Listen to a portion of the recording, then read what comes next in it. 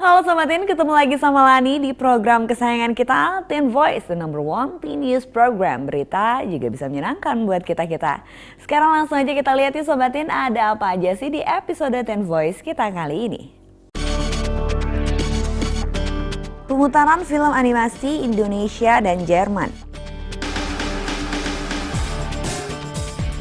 Belajar lingkungan hidup di pameran lingkungan hidup.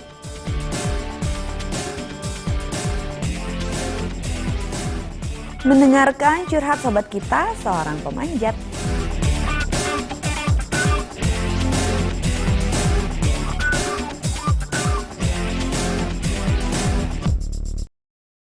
Sobatin, kamu pasti suka kan nonton film animasi atau film kartun?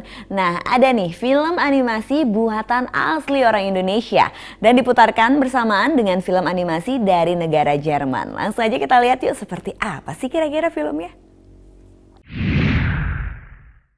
Pada tanggal 28 Mei lalu, beberapa film karya anak bangsa ini diputar di Goethe Institute.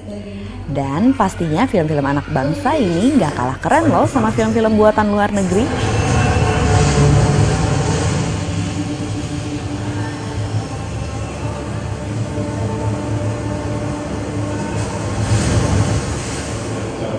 Kebetulan banget nih Sobat Teen, kita berhasil mewawancarai salah satu anak bangsa yang jago buat film animasi. Namanya Kak Firman.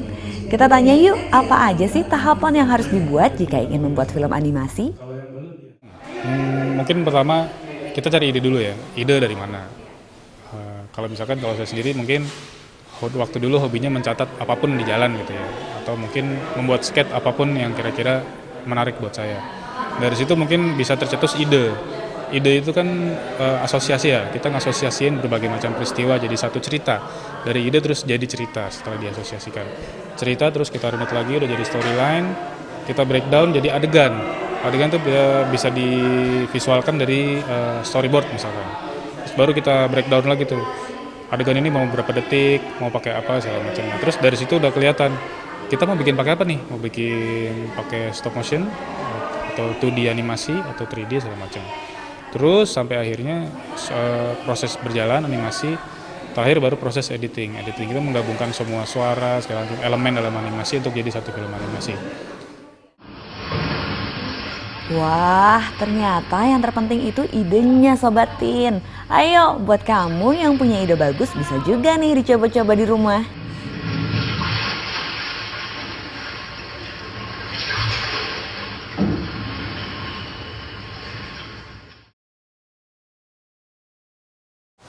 Cukup bagus. Ya lumayan bagus, kayak Upin Ipin gitu. Sebenarnya kan orang Indonesia tapi dijual ke Malaysia. Sobat Teen pasti kenal dong dengan olahraga sepak bola. Nah, festival sepak bola tahunan untuk anak-anak usia 10-12 tahun dan merupakan event terbesar di Indonesia ini pada hari Kamis 30 Mei lalu melakukan undian grup 15 besar untuk bertanding ke babak final nasional nih. Sampai ke babak final, hanya sampai di mana? Di bawah 5. Ke-15 finalis tersebut berasal dari Sabang sampai dengan Merauke loh. Dan yang paling membanggakannya lagi, pemenang dari festival sepak bola ini akan mewakili nama Indonesia untuk bertanding dengan anak-anak dari 31 negara lainnya di Stadion Wembley, London, Inggris pada September mendatang. Ketahuilah bagi nanti siapapun tim yang akhirnya akan berangkat ke London, itu sudah sangat membanggakan bagi Indonesia. Ya, jadi Anda itu sudah bisa setingkat dengan Presiden ketika membawa bendera merah putih dan insya Allah nanti bisa menyanyikan lagu Indonesia Raya di sana. Wah, semoga anak-anak negeri ini bisa mengharumkan nama Indonesia ya. Ayo Guntur balik, ku ingin kita harus menang, kita pasti menang, orang balik puncak yuk, ayo. Senang dan bisa membanggakan orang tua. Senang. Kenapa senangnya? Hah? Karena menang. Semoga menang dan dapat melaju ke London. Memberantas narkoba memang perlu ya Sobat Teen, dan caranya pun berbagai macam seperti game anti narkoba berikut ini. Narkotik dan obat-obatan terlarang penyebarannya sudah sampai ke lingkungan sekolah nih Sobat Teen. Makin banyaknya pengguna narkoba membuat Badan Narkotik Nasional atau BNN membuat banyak penyuluhan dan kampanye mengenai bahaya narkoba. Nah, salah satu kampanye yang menarik adalah dengan game atau permainan.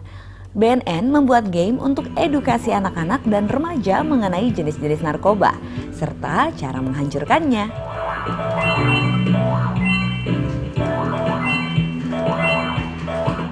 Sekarang ini dengan maraknya perkembangan teknologi, kita ketahui demikian maju pesatnya teknologi, termasuk di dalamnya adik-adik kita ini suka dengan bermain yang disebut dengan game. Dengan permainan-permainan inilah akhirnya kita muncul ide untuk melakukan pembuatan permainan dengan metode game ini, yang mana kita adopt dari beberapa game yang sudah ada dan juga kita kaitkan dengan hidup sehat tanpa narkotika.